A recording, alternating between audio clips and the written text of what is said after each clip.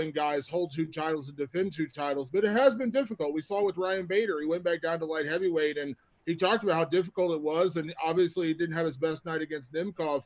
Are you confident in being a 2-division champion, or you look at this as saying, I want to win middleweight and then, focus back on welterweight? Like, where's your head at after this fight? Mm-hmm.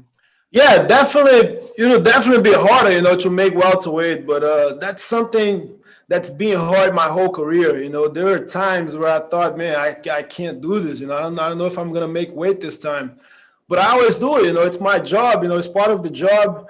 And I'm walking around the same as I do for welterweight, so I don't think it'll be that much more difficult because I didn't, maybe I had 3-4 pounds, during training camp, but I didn't get that much bigger.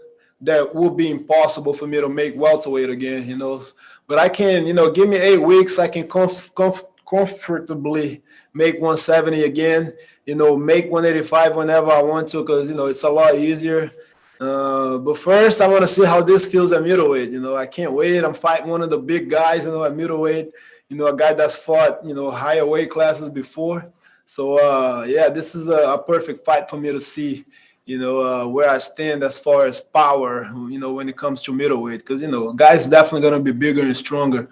But, I feel good. I feel good about it. Middleweight, something that I thought of doing my whole career. I did it last time, it was 10 years ago. I won 3 fights at middleweight. I won a tournament. And, I'm ready to keep this going. Definitely fight at both weight classes.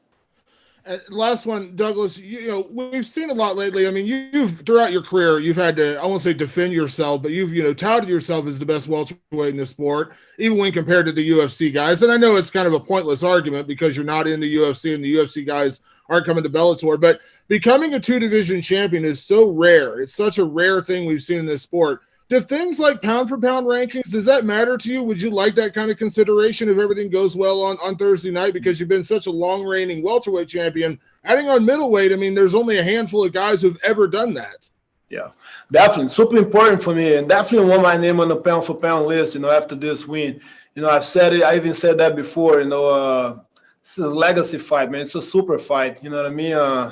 Being a welterweight forever, I fought the who's and whoever came to Bellator, I fought them, I got wins, against good guys, and definitely think I belong in the pound-for-pound list, but I got to prove it, with this fight Thursday night. It is important for me.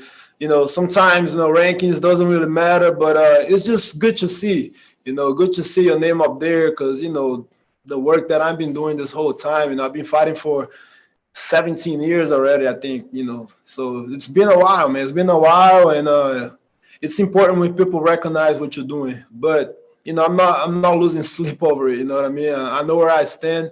I know I can beat any welterweight in the world, you know what I mean? Middleweight as well.